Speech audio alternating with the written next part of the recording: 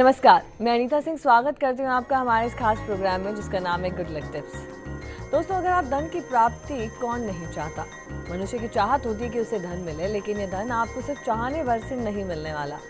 इसके लिए आपको बहुत से उपाय करने पड़ते हैं। तो आज के दौर में धन कमाना आसान काम नहीं है। धन की वृद्धि के लिए आज हम लेकर आए हैं हमारा ये खास प्रोग्राम गुड लक टिप्स।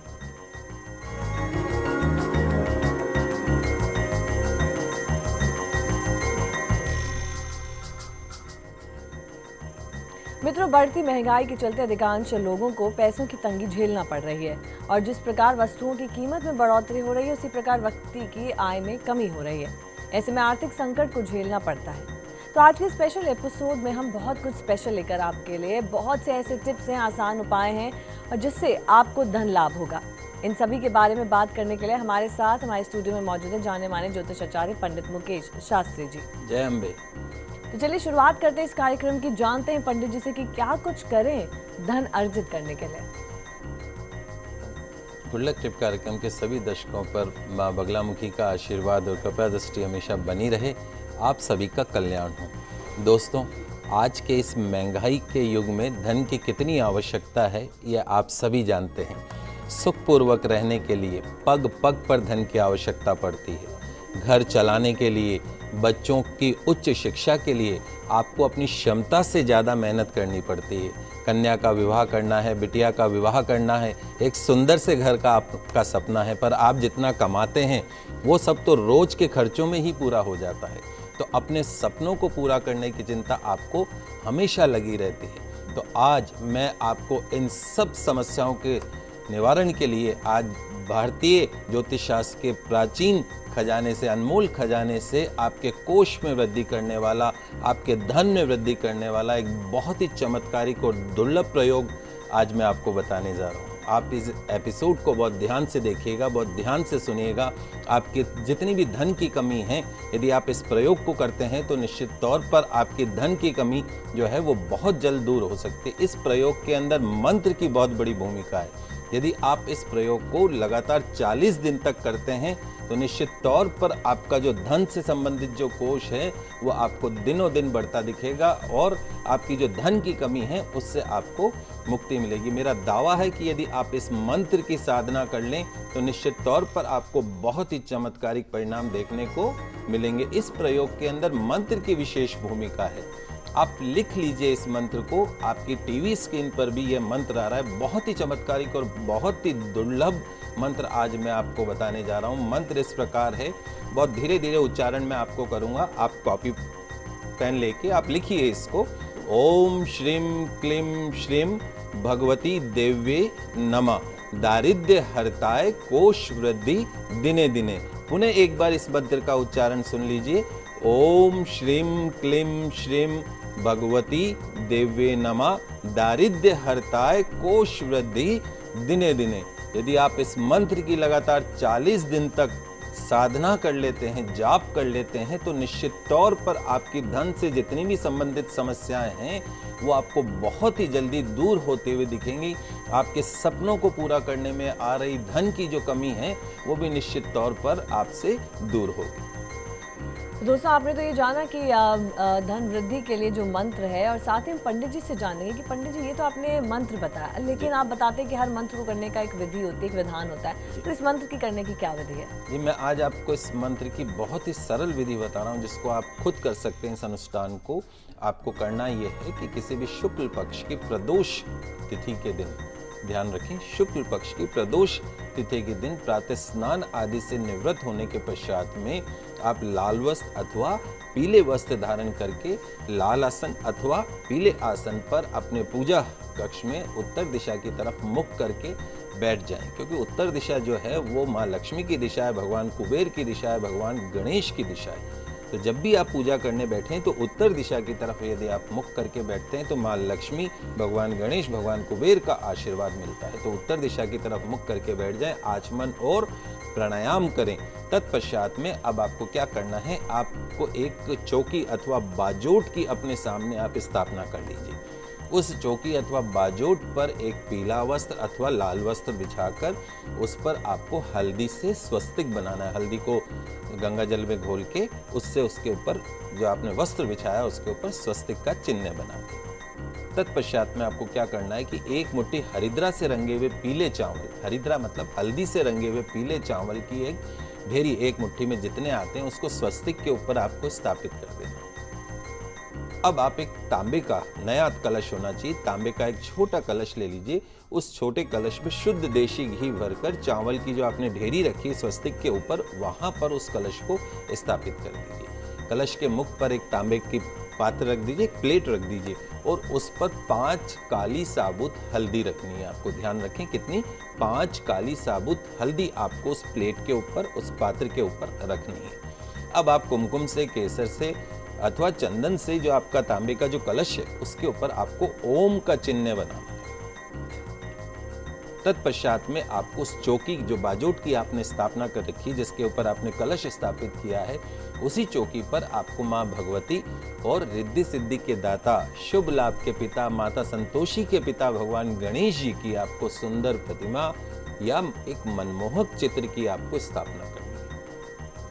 अब आप अपने कोष में वृद्धि के लिए, आपके धन से संबंधित समस्याओं से मुक्ति के लिए आपको मंत्र जाप करने का संकल्प करना है, अनुष्ठान करने का आपको संकल्प करना है।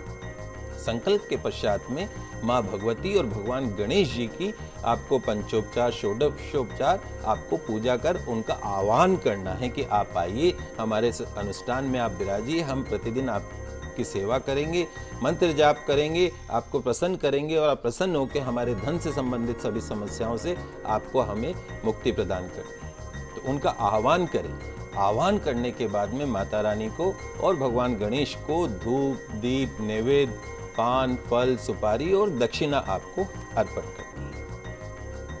अब आपको माँ दुर्गा और भगवान गणेश जी से अपने धन से संबंधित कार्य को, धन से संबंधित कमी को दूर करने के लिए आशीर्वाद प्राप्त करना है।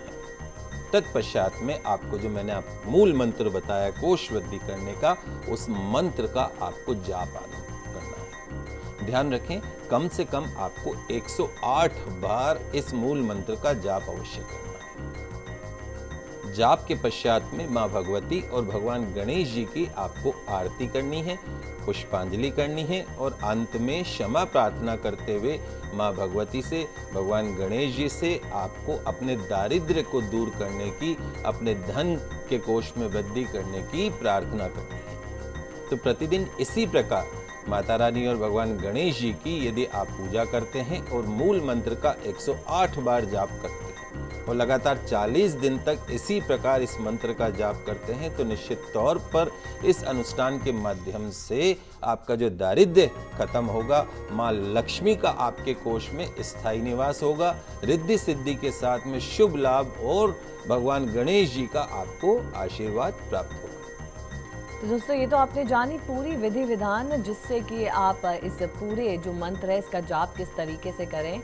तो पंडित जी, ये तो विधि थी, लेकिन अब दर्शकों के लिए कोई सावधानी जो इस पर बरतनी चाहिए? जी, जब आप इस अनुष्ठान को करते हैं तो अनुष्ठान के जब सारे दिन संपूर्ण हो जाए, यानी 40 दिन के बाद में आपको क्या करना है, सबसे पहला काम तो यह है कि कोई भी आप अनुष्ठान करते हैं तो उसका दशांश हवन होना अति आवश्यक है। तो 40 दिन बाद में आप जो आपने मंत्र जाप जो किए हैं उनका दशांश आपको हवन करना है। हवन के बाद में आपको ब्राह्मण भोज अवश्य करवाना है। 40 दिन के बाद जो तांबे का कलश आपने जो बाजोट पे, चौकी पे जो आपने स्थापित कर रखा था, जिसमें शुद्ध देशी घी भरा हुआ था, वो किसी ब्राह्मण को आपको दान करना है।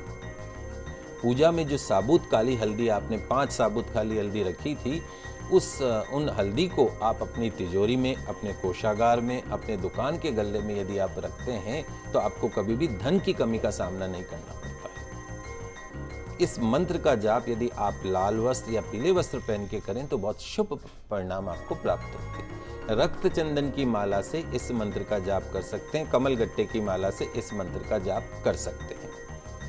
पूजा के अंदर आपको लाल चंदन काम में लेना है, लाल पुष्प आपको काम में लेने, केसर की खीर का भोग प्रतिदिन लगाना और साथ साथ में पंचमेवा जो है वो भगवान को अर्पण करना है। तो यदि आप इन सावधानियों के साथ लगातार 40 दिन तक यदि आप इस अनुष्ठान को करते हैं तो निश्चित तौर पर आपके जो सपनों को पूरा करने में जो धन की कमी का आपको सामना करना पड़ रहा है, उस धन की कमी से आपको मुक्ति मिलती है और आपका जो धन से संबंधित कोष है वो आपका दिनों दिन आपको बढ़ता हुआ दिखेगा। बहुत ही अचूक और आजमाया हुआ अनुष्ठान आज मैंने आपको बताया है। निश्चित तौर पर यदि आप इसको मन से करते हैं, श्रद्धा से करते हैं, तो आपको बहुत ही शुभ परिणाम प्राप्त होंगे।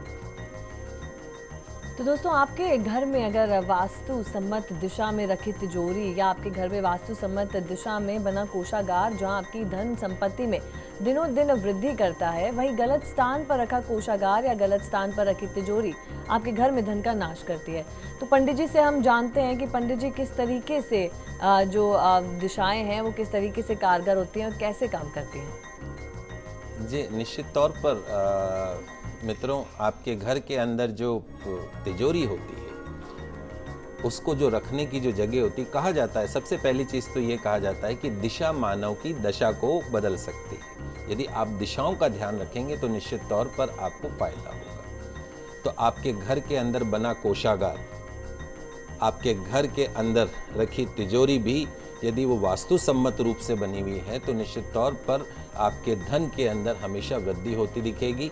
धन की कमी का कभी सामना नहीं करना पड़ेगा। लेकिन यदि आपके घर के अंदर कोषागार, आप धन रखने वाली जो तिजोरी है, यदि वो वास्तु सम्मत रूप से नहीं रखी गई है तो आपके घर में हमेशा धन का नाश होता है, दरिद्रता का वास होता है। तो मित्रों, आइए आज हम जानते हैं कि आपके घर में जो कोषागार जो होता है अथवा तिजोरी आपको कहाँ रखनी चाहिए और कहाँ नहीं रखनी चाहिए, आज हम सभी इन्हीं चीज़ों के ऊपर आज मैं आपको बताऊंगा। तो सबसे पहले हम दिशाओं की बात करते हैं। 4 दिशाएं बताई गई हैं, पूर्व, पश्चिम, उत्तर और दक्षिण। उसके साथ साथ में 4 कोण बताए गए हैं, ईशान कोण, आग्नेय कोण, वायव्य कोण और नैऋत्य कोण। तो किन दिशाओं का क्या महत्व है, तिजोरी कहाँ रखनी चाहिए और कहाँ नहीं रखनी चाहिए, इन्हीं सब पर आज हम चर्चा करेंगे। तो सबसे पहले हम बात करते हैं पूर्व दिशा की। पूर्व दिशा जो होती है हमारी, यहाँ पर यदि आप घर की संपत्ति और तिजोरी जो अगर रखते हैं तो उसको बहुत शुभ माना जाता है, उस धन में हमेशा वृद्धि होती रहती है। पूर्व जो दिशा है वो भगवान सूर्य की दिशा मानी गई है। पूर्व दिशा से भगवान सूर्य का आपको आशीर्वाद मिलता है। आगे हम बात करते हैं पश्चिम दिशा के बारे में। पश्चिम दिशा जो होती है ये भगवान शनि की दिशा होती है। तो यदि आप इस दिशा के अंदर धन संपत्ति रखते हैं, आभूषण रखते हैं, तो आपको साधारण शुभता का लाभ मिलता है। पश्चिम जो दिशा है उसके अंदर आप धन तिजोरी रखेंगे तो धन आएगा तो सही, लेकिन व्यर्थ के कार्यों में वो धन चलता चला जाएगा। बहुत से लोगों की एक समस्या रहती है, पूछते भी हैं अक्सर कि पंडित जी हम कमाते तो बहुत हैं लेकिन धन बचता ही नहीं है। तो उसका एक प्रमुख कारण घर की पश्चिम दिशा होना भी है। यदि पश्चिम दिशा में आपने तिजोरी रख रखी है तो उस घर के अंदर कभी भी धन बढ़ता नहीं। गलत कार्यों के अंदर, कोर्ट कचहरी से संबंधित कार्यों के अंदर, चोरी के अंदर वो धन हमेशा चला जाता है। तो पश्चिम दिशा में घर का मुखिया अपने स्त्री पुरुष मित्रों का सहयोग होने के बाद भी बड़ी कठिनाई के साथ धन जमा कर पाता है। अगली जो दिशा है वो है दक्षिण दिशा। दक्षिण दिशा में यदि हम तिजोरी रखते हैं या कोषागार बनाते हैं तो इस दिशा में धन रखने से, सोना रखने से, चांदी रखने से, आभूषण रखने से नुकसान कभी नहीं होता, परंतु उसमें बढ़ोतरी भी बहुत ज्यादा नहीं होती। इस चीज का ध्यान रखें। आगे जो हम बात करेंगे वो है उत्तर दिशा। देखिए, उत्तर जो दिशा होती है वो भगवान गणेश की दिशा मानी गई, माँ लक्ष्मी की दिशा मानी गई, भगवान कुबेर की दिशा मानी गई। तो उत्तर दिशा का स्वामी भगवान कुबेर को माना गया है। इसलिए धन संपत्ति और महत्वपूर्ण कागजात रखने के लिए यदि आप तिजोरी को या कोषागार को यदि आप उत्तर दिशा में रखते हैं तो उसको सर्वोत्तम माना गया वास्तु की दृष्टि से। उत्तर दिशा में बने कमरे में यदि आप तिजोरी रखते हैं तो निश्चित तौर पर धन में वृद्धि होती है। तिजोरी रखने का भी एक तरीका होता है, वो मैं आपको बताता हूँ। जब आप तिजोरी रख रहे हैं तो तिजोरी को इस प्रकार दक्षिण दीवार की तरफ रखें जिससे कि तिजोरी का जो दरवाजा है वो उत्तर दिशा की तरफ खुले, जिससे कि माँ लक्ष्मी, भगवान कुबेर और भगवान गणेश का आशीर्वाद आपको बना रहे। उत्तर दिशा से माँ लक्ष्मी आपके घर में, आपकी तिजोरी में प्रवेश करती है। तो तिजोरी रखने का जो सबसे सही तरीका है वो ये तरीका है कि आपको दक्षिण दीवार की तरफ आपको तिजोरी रखनी है और तिजोरी के जो दरवाजे खुलते हैं, पल्ले खुलते हैं, वो उत्तर दिशा की तरफ खुलनी चाहिए। इसी तरीके से दुकान जो होती है, जो हमारे व्यापारिक दर्शक हैं, उनके लिए भी मैं एक चीज़ बता देना चाहता हूँ कि जब भी आपका जो गल्ला होता है जिसमें आप रोज का कैश रखते हैं, वो कैश भी इस प्रकार होना चाहिए कि जो उसका डोर ओपन हो वो उत्तर दिशा की तरफ हो। यदि वो उत्तर दिशा की तरफ ओपन होता है तो निश्चित तौर पर उस गल्ले में, उस तिजोरी में, उस कोष में हमेशा वृद्धि होती है। यदि वो पश्चिम की तरफ ओपन होता है, खुलता है, तो उस धन का हमेशा नाश होता है। यदि वो दक्षिण की तरफ खुलता है तो काल के रूप में वो पैसा जाता है। तो दो ही चीजें मानी गई, या तो पूरब की तरफ खुले या उत्तर की तरफ खुले, दो ही दिशाएं शुभ मानी गई। साथ ही साथ ये ध्यान रखें कि तिजोरी को कभी भी दीवार से सटाकर नहीं रखना चाहिए। जो आपने दक्षिण दीवार जो रखी है, बिल्कुल जो अलमारी है, तिजोरी है, उसमें उसको दीवार से सटाकर नहीं रखें। तो जिस अलमारी में रखते हैं वो अलमारी जो है वो भवन की उत्तर दिशा के दक्षिण दीवार से लगाकर रखें और इस प्रकार रखें कि अलमारी उत्तर दिशा की ओर खुले, उसमें रखे गए पैसे और आभूषणों में आपको हमेशा वृद्धि होती रहे। तो दोस्तों, आपने जाना कि किस तरीके से दिशाएं कितनी महत्वपूर्ण है धन अर्जित करने में और साथ ही आपका जो धन है उसे बचाने में और उसमें बढ़ोतरी करने में। तो दोस्तों, अभी वक्त एक छोटे से ब्रेक का। बहुत कुछ महत्वपूर्ण है इस कार्यक्रम में। ब्रेक के बाद भी हम जानेंगे कि क्या कुछ करें धन अर्जित करने के लिए। जल्द हाजिर होते हैं।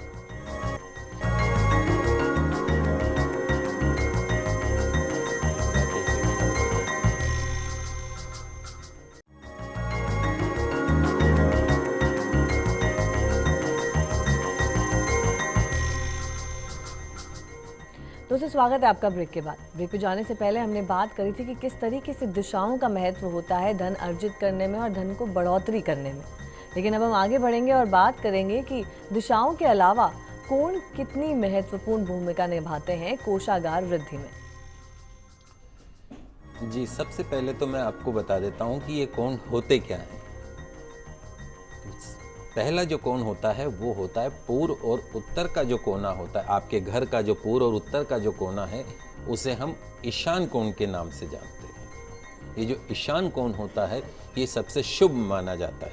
माँ लक्ष्मी का, भगवान गणेश का, भगवान कुबेर का इस दिशा के अंदर वास होता है। कहा जाता है कि इस दिशा के अंदर पूजा स्थल बनाना चाहिए, बच्चों का पढ़ने का कमरा यहाँ पर होना चाहिए। ईशान कोण हमेशा शुद्ध रखना चाहिए। तो ईशान कोण अर्थात पूर्व उत्तर के कोने में यदि आप तिजोरी रखते हैं या कोषागार बनाते हैं तो धन की हानि होती है। उसका कारण क्या है वो मैं आपको बताता हूँ। क्योंकि यदि आप वहाँ पे कोई लाइट वेट की, हल्की यदि वहाँ पे अलमारी रखते हैं या कोई गल्ला रखते हैं तो धन की बढ़ोतरी होती। लेकिन यदि आप कोई भारी तिजोरी वहाँ पर रख दें ईशान कोण, या कोई भारी अलमारी वहाँ पर रख दें तो धन की हानि हो जाती। क्योंकि ईशान कोण को हमेशा जितना हल्का से हल्का हो वो करना चाहिए। वहाँ पे भारी सामान कभी भी नहीं रखना चाहिए। तो यदि आप अपने धन में वृद्धि चाहते हैं, अपने कोष में वृद्धि चाहते हैं, तो ईशान कोण के अंदर आपको कभी भी भारी तिजोरी नहीं रखनी, भारी अलमारी नहीं रखनी। अगर रखना है तो कोई बहुत छोटा और बहुत हल्का सा कोई तिजोरी टाइप की बना के, गल्ला टाइप की बना के, दराज टाइप की बना के यदि आप रखते हैं तो निश्चित तौर पर धन का आपको वहाँ पे फायदा होता है। अगला जो कोण है वो है आग्नेय कोण। आग्नेय कोण किसे कहते हैं वो भी जान लेते हैं। आग्नेय कोण होता है आपके घर का पूर्व और दक्षिण का कोण। इस कोण को आग्नेय कोण के नाम से जानते हैं। अर्थात इस कोण में अग्नि का वास होता है। वास्तुशास्त्र ये कहता है कि आग्नेय कोण के अंदर रसोई होनी चाहिए। तो जहां आग्नेय कोण हो, यदि आप वहां पर अपनी धन की तिजोरी रख देते हैं या आप कोषागार बना देते हैं तो निश्चित तौर पर आपका जो धन है वो हमेशा घटता हुआ दिखेगा आपको। घर के मुखिया की जो आमदनी है वो आमदनी के मुकाबले खर्चे हमेशा उसको ज्यादा दिखेंगे। कर्ज की स्थिति हमेशा बनी रहेगी। तो कभी भी घर के आग्नेय कोण के अंदर धन की स्थापना नहीं करनी चाहिए, तिजोरी की स्थापना नहीं करनी चाहिए, कोषागार कभी भी वहां पे नहीं बनाना चाहिए। अन्यथा जो भी आपका धन है वो अग्नि में स्वाह होता जाएगा। अगला जो कोण है वो है नैऋत्य कोण।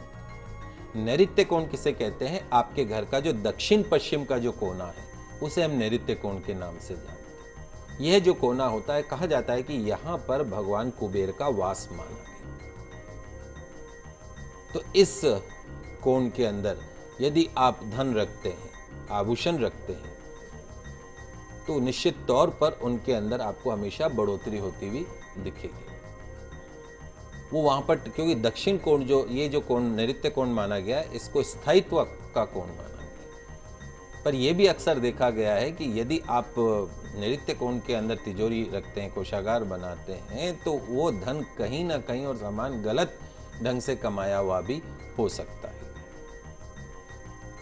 चौथा जो कोण है वो है वायव्य कोण। वायव्य कोण कौन सा होता है? आपके घर का जो उत्तर पश्चिम का जो कोना है वो वायव्य कोण कहते हैं उसको। तो वायव्य कोण में यदि आप तिजोरी की स्थापना करते हैं, कोषागार बनाते हैं, अपना धन रखते हैं, तो खर्च जो है वो हमेशा ज्यादा रहेगा।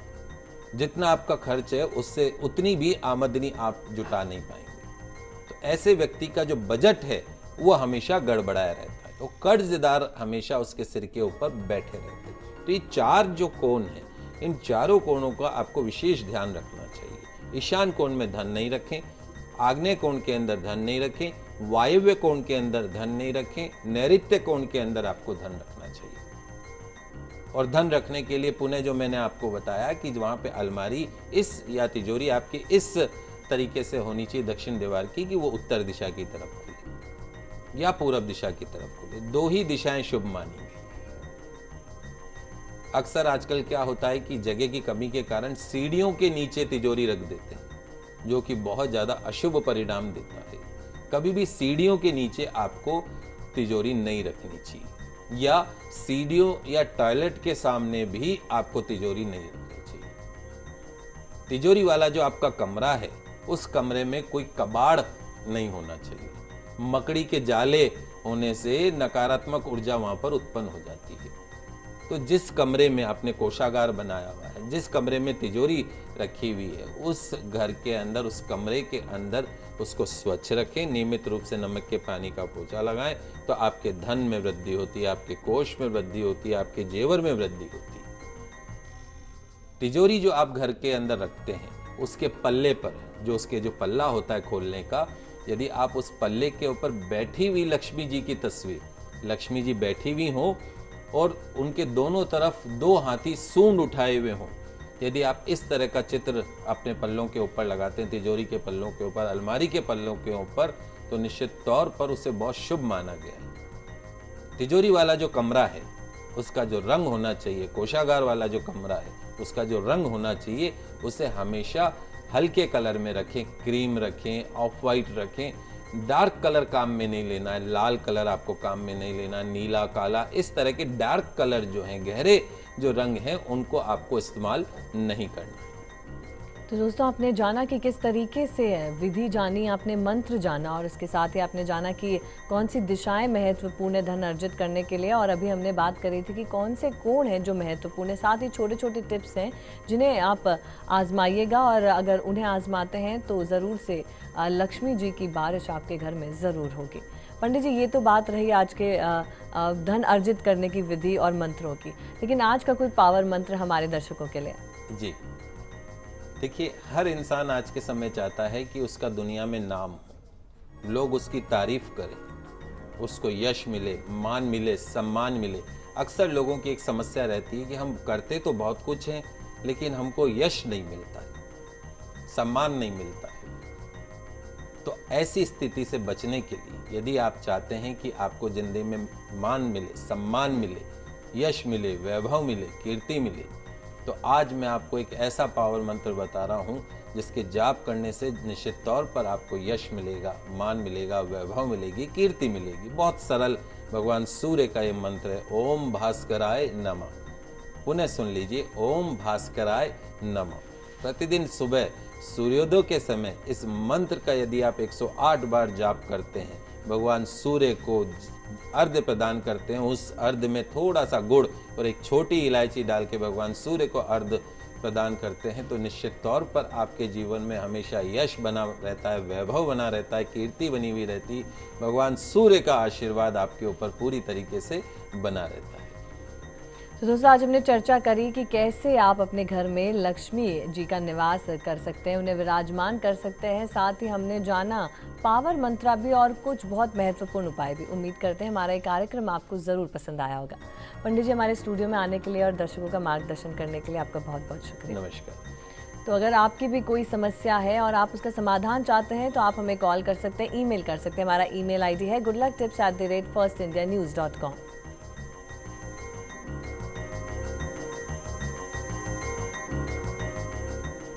दोस्तों सोमवार को आपसे फिर मुलाकात होगी और तब तक के लिए दीजिए हमें इजाजत। खुश रहिए और रखिए अपना ख्याल। नमस्कार।